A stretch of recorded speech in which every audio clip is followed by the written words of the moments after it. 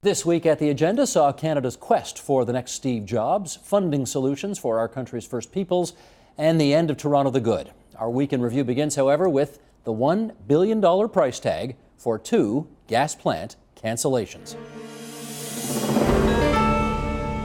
I want to put up a graphic here because, of course, this story has been around for at least a couple of years right now, and the numbers have been wildly divergent. We see the numbers in red, which is what the Liberal government has told us this cancellation was going to cost, and then we see numbers from the Ontario Power Authority, which are next to those, and then we see your numbers out of the Auditor General's office, the cancellations of Oakville and Mississauga, and the numbers are all wildly divergent. Why is that? Well, our numbers, I can speak to our numbers. Our numbers are based on the work that we did with the most recent information. There are differences between our numbers and the April 30th number produced by the Ontario Power Authority as a result of 2 different assumptions. One, in-service dates for the plants, both Napanee and Oakville, and the second difference is the discount rate that was used in reaching our number 675 and theirs 310. But let's be clear here. Did the government do anything illegal? During the course of our audit, we didn't find any evidence that there was anything illegal done. Did the government do anything unethical? You know, again, I can't comment on the judgments that were made going into, you know, having us put out a number like this. I think I'd just like to say that, you know, we based that number and our estimate and our work on the information we had available. So who had what information available at what time, I'd be guessing if I suggested any. Okay, well that's interesting. So you're saying that it's possible that the government lowballed the number in the past because at that time they had incomplete information that you in subsequent months had access to. The 675 is an estimate based on current information that we had available. It's an estimate because 2/3 of the costs are based on things to happen in the future. So there is a possibility that the 675 could go higher. We do know the $140 million that we've also indicated in the report with respect to tolls is something that will occur in the future. Whether the $140 million will be higher or slightly lower, time will tell. Was it part of your mandate to look into whether or not the government lied to the people about those cost estimates? Our mandate was to quantify the costs associated with the cancellation of Oakville and just identify some of the decisions leading up to that. That was not part of our mandate. So their public utterances in the past on this were not things that you looked at? No, that's correct. Okay. One of the defenses that the government is introducing here is that, and I guess we should explain, all of this happened on Dalton McGuinty's watch. Kathleen Wynne is now the Premier. If I can put it colloquially, she is trying to, in some respects, clean up a mess that was not, I was going to say not entirely of her doing, but some might say not at all of her doing. Some might say partially of her doing. That's another issue for the next conversation I'm going to have. Part of their position has been, lawyers advised us to settle this and make it go away, because if we didn't, lawsuits would ensue, and once you get into the realm of lawsuits, you never know how much it's going to cost. Could cost more, could cost less, who knows? Mm-hmm. Did you find that an appropriate argument? Well, I think it depends. You know, at the beginning of the day when a decision is made to cancel a contract, I think the parties, have a responsibility to look at what happens when you do a cancellation. So we do know that there were protections in the contract, both for Ontario Power Authority as well as TransCanada Energy. And the steps that were taken to make that final decision of canceling the plant and then actually in writing committing that profits would be paid back to TransCanada Energy are decisions that affected the outcome. And the outcome is that the $675 million estimate of additional costs from those decisions. So I guess what I'd say is, with respect to contracts, the important part is before you actually move on a contract, understand the provisions that are there to protect you and make a decision that doesn't lock you into having to pay money out in the end, because there was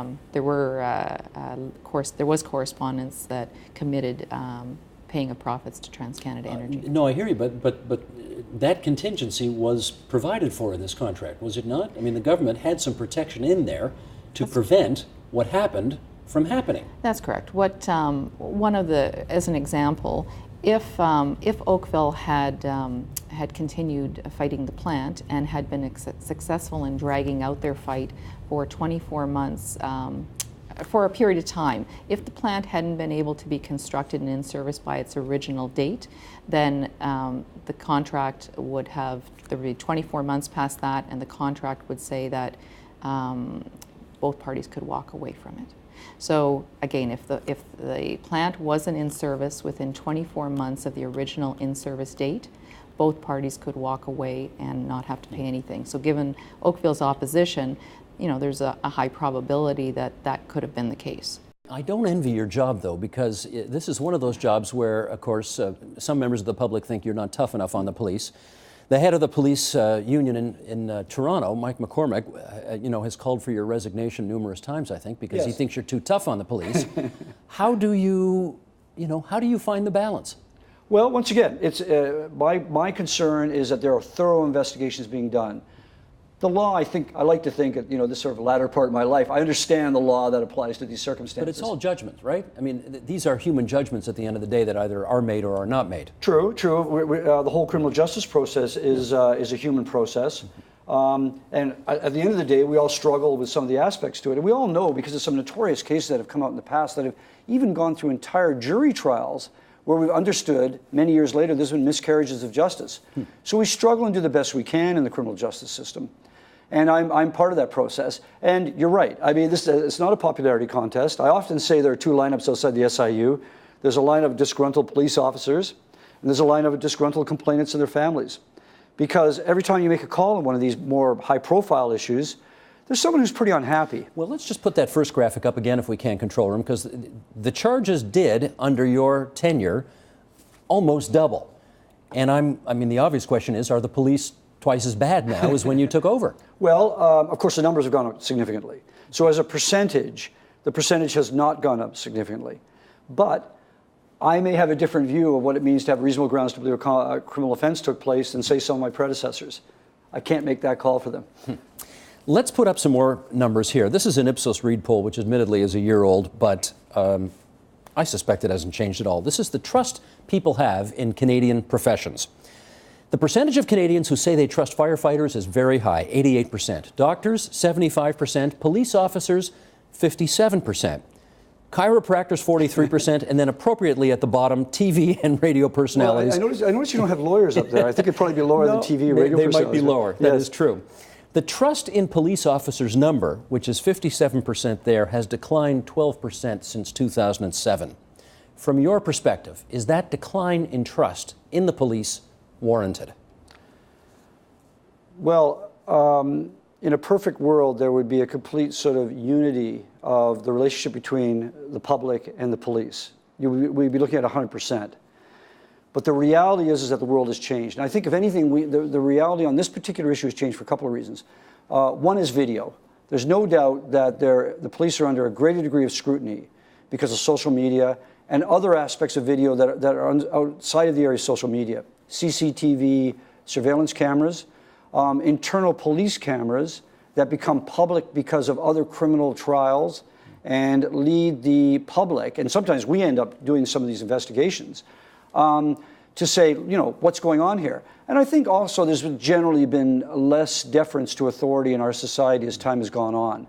So I think when you combine these two concepts, it means that you are going to end up with less deference to the police, who are really, in many ways, for the public, the ultimate authority and the most visible. But would you say the police aren't necessarily any worse or more egregious at their jobs today, but they just get caught more because everybody's got a cell phone now? That's a very difficult question because, of course, what's your comparator? How do you know? But I do know this. There is going to be more social media in this area. There's going to be more videotaping of police on the streets. And there's going to be more videotaping of both excessive and reasonable uses of force. And the public are going to be looking at this, and they're going to be making their own decisions on this issue.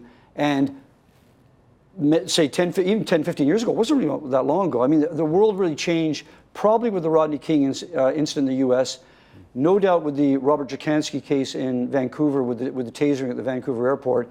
And of course, we have a very recent experience in this city with the Samu Team case. Indeed. And the reality is there's going to be more video, not less.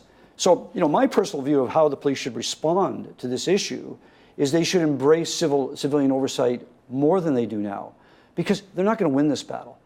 This is going to end up in the public's eye, whether the police like it or not. So what's the way to deal with it? The way to deal with it is to guarantee that when there's serious injury and death cases, that they're thoroughly investigated by an independent agency that is transparent, that communicates its results to the public. I think in many ways, and some of the police will disagree with me on this point, the police and the SIU are in the same business. We're in the business of public trust, facilitating public trust in the police.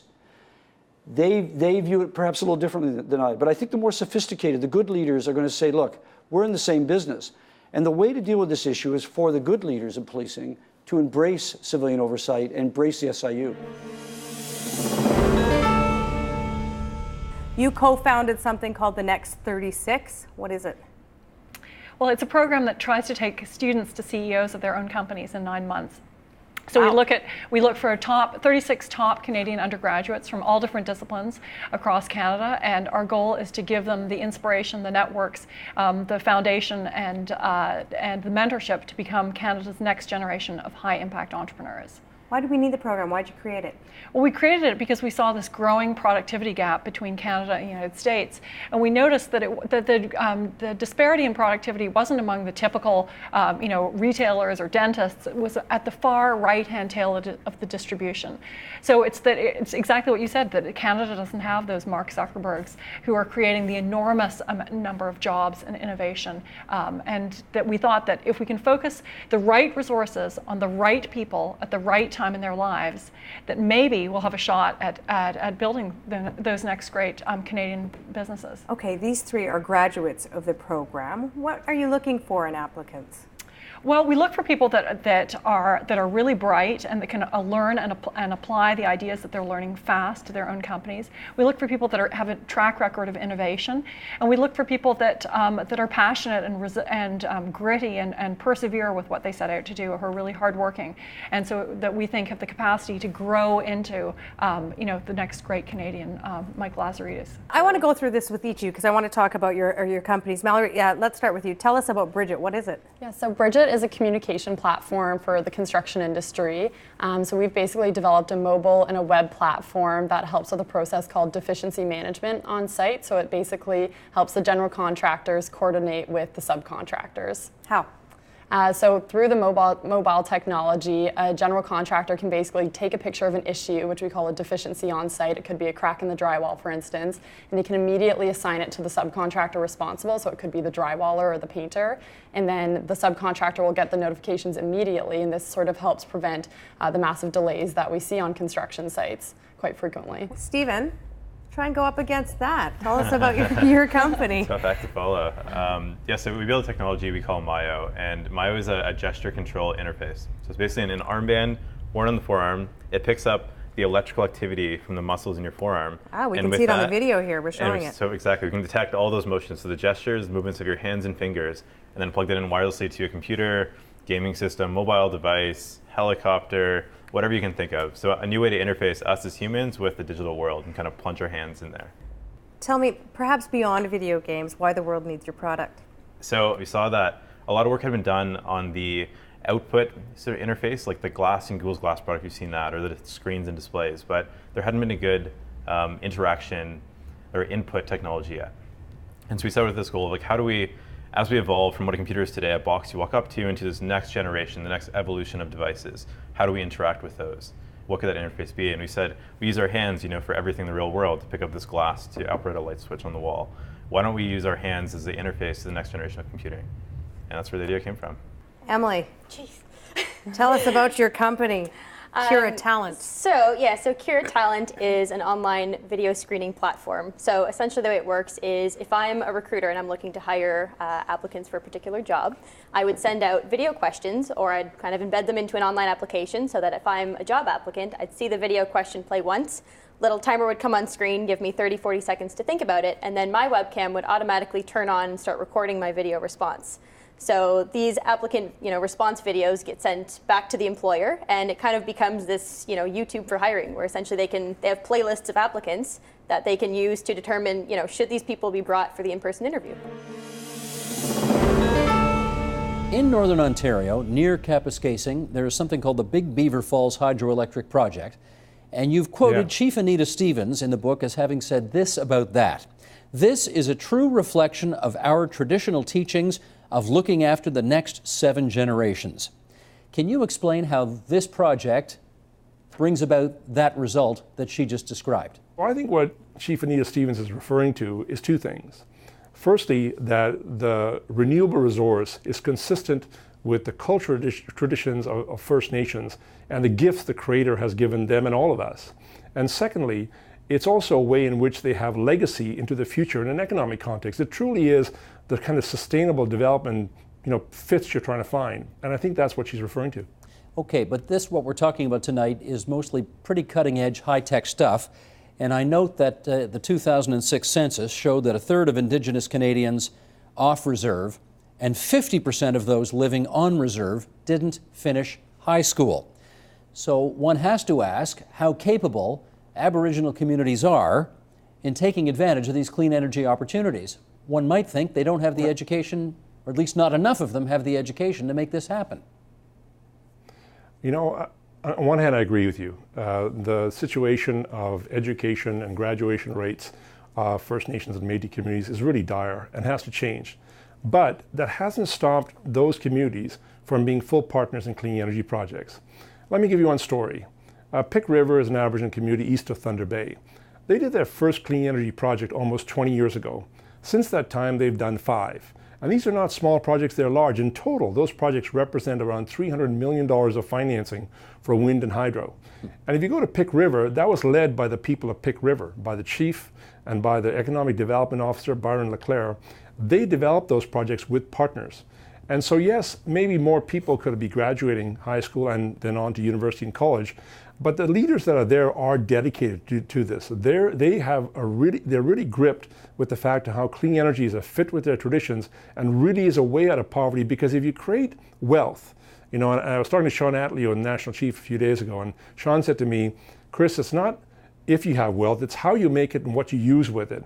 If you create wealth with clean energy and that helps you fund an education system or helps you fund the education of college and university for these young people, you change the game. Clean energy, Aboriginal power is a game changer for Aboriginal communities. And if I read you right, it just takes one great leader to make it happen. It does.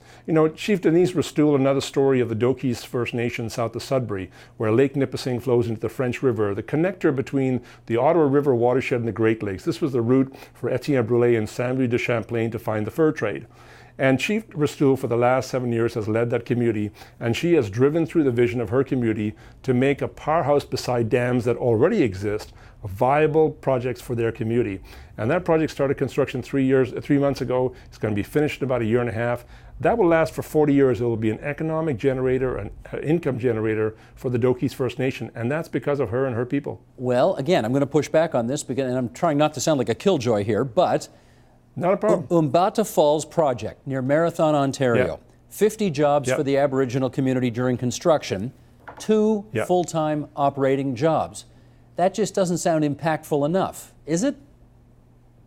Well, Umbata Falls is run by the Pick River First Nation, and if you go to the Pick River First Nation community, you will find the health center there, almost 100% employment, the women's center's there, the hockey rink's there. The community is stable because of the income from those projects. So you get 2 kinds of impacts from these projects, and then you spin from there. So first of all, there's the jobs. Yes, high jobs in construction, many fewer jobs during operations, but the Pick River First Nation owns Umbata Falls. They make millions of dollars a year from selling power of that project they own, and they channel that money back into the economy of the community to provide social and health services and for economic development. In 1977, Emmanuel Jacques was a familiar face in downtown Toronto. He was a 12-year-old shoeshine boy on the Yonge Street Strip in the city's downtown. But one summer night, that all changed. Emmanuel was abducted, sexually assaulted, and murdered. The news stunned the city, which had previously thought of itself as Toronto the Good. Anthony Dessau has written a novel situated around the events of that summer of '77. It's called Kicking the Sky, and he joins us now in our studio. Anthony, good to meet you. Thanks for coming in. I remember that very well. because I just moved to Toronto after all this happened, and it was awful. And I wonder why anybody would want to write a book revisiting that awful time. Let's start there. Well, I think I could begin by saying that as writers, we always look to things that haven't been addressed before. And it struck me as something that was very important to my life. And I was 11 years old when this happened, and I saw how it had changed me and the world that I knew so intimately. And I thought I wanted to explore it. I thought it was time to explore it. I had written a very small, a very short story in Barnacle Love, my first collection of books, a book, and it was incredibly well received, and there was a real hunger to know a little bit more about that story. This is interesting because you were around the same age as Emmanuel. You are of the same ethnic background as Emmanuel. Were you fearful for your life when this happened? No, in fact, the opposite. Nothing was going to beat me down as being a free spirit in this city, and it was a terrible event. And that's one of the things that I wanted to capture in my book, that children still needed to be kids, and that's what we did. We got on our bikes and we pushed farther away and explored places that we didn't think would get us into trouble, but we did that. And that's the kind of a indomitable spirit that children have. There's a resiliency. What it did do, though, is it changed the way my parents behaved, and it certainly moved my community and my neighborhood in a way that I never thought possible. We should, just for the record, because we have a lot of new Canadians who watch this program who would not have been there and who do not remember the story. But spare us the gory details, but remind us what happened that day in July. A young boy, Emmanuel Jacques, had a new immigrant to the country. The family had been here only 3 years. Was shining shoes on Yonge Street, and that was quite a common thing to see, young boys shining shoes on that strip. And he was abducted. He was by whom? By a man named Saul Batesh, and he had been offered $35 to move some photographic equipment. His older brother and a friend, Sean, went to the payphone and called home to speak to Emmanuel's mother and to see if they could go and make this $35. By the time the boys came back, Emmanuel had disappeared. 4 days later, Emmanuel's body was found on the rooftop, 245 Yonge Street. He had been brutally raped and drowned in the kitchen sink. And his body had been put up there on the roof. Saul Batesh turned himself in on the Monday, with George Hislop at his side, and the other 3 men were taken off a train bound for Vancouver at Sioux Lookout. Let's spend a moment here on the main protagonists in the book, the family, the main family that I guess the book is centered around. Manuel's a construction laborer. By day, he cleans a bank at night. Georgina is a hospital worker who picks worms at night. The people in your book seem to work a lot. Is that the way it kind of was? That's the way it kind of was. Mm-hmm. I think there was an idea that you came to Canada and this was an incredible opportunity, and people worked very hard, and one of their main goals was to pay off their homes. There was no such thing as credit. You know, you worked very hard, and you worked hard not only for yourselves and for your family, but you also worked hard, like my father did, for example, to sponsor other family members to come to Canada. And to do so, you had to promise the government in sponsorship that you would house them and clothe them and feed them until they got on their feet. And so that's what they did. But the deal seemed to be, yes, we'll bust our asses here, try to make a great life for ourselves in this country. And in exchange, we'll live the good life. And when the Emmanuel Jacques story happened, did that change the Portuguese community's view of this city and country? Well, it stung. It stung. I think that there was a real collective sense of betrayal, that this is not why we came. We were sold this idea that if we came to Canada and left everything behind, that we would be coming to a country that would give us and our children, not so much us, in fact, but the children, a better future, a hopeful future. And so to have something like this happen to one of their own certainly stunned the community and gave them a voice, something that they really hadn't exercised prior to this murder. Nearly a century ago, in the middle of the First World War, Canadians were fixated on the murder trial of a British domestic servant named Carrie Davies, who fatally shot a member of one of Canada's wealthiest families, Charles Burt Massey. Author and historian Charlotte Gray details the story in her new book, The Massey Murder, a maid, her master, and the trial that shocked a country. And here's Charlotte Gray with all the gory details. I've lived in this city 35 years. I'm a history nut. I never heard of this. I never heard of this story, and I can't figure out, how did I not know about this? So how did you, who don't even live here, how did you find out about this? This is my 9th book. My mission in life is to try and persuade Canadians. We have a fascinating and really intriguing history. And so I'm constantly trying to think, how do you do that? Sort of what vehicle do you present history in that will make people realize that we have lots of good stuff? I realized that as the history shelves in bookstores were shrinking, what was growing? The shelves at the front that were carrying whodunits, Nordic thrillers, true crime, Scott Turow, trial novels. And I thought, okay, I'll find a true crime. And I sent out messages to all my historian friends and lawyers and legal historians, and they gave me wonderful suggestions. And this one, the story of Carrie Davies, who shot Burt Massey, was perfect for me because I really wanted to do a book about the home front during the First World War. We're just about to be hit by a tsunami of books about the First World War, but most of them, and they'll be very good, but most of them will be top down. It'll be about generals, prime ministers, cabinet ministers, and I wanted to know what it was like for the people back home, the mothers, the sisters, the fathers, the children. What was it like to be living in Toronto when you knew that your family, your breadwinner, your beloved son was in terrible danger? Let's talk a little more about the two lead characters. Carrie Davies was how old? She was 18. And Burt Massey, whom she shot, was? 34. 34. There's no arguing she shot him. None at all. In fact, there were several eyewitnesses. Why did she shoot him?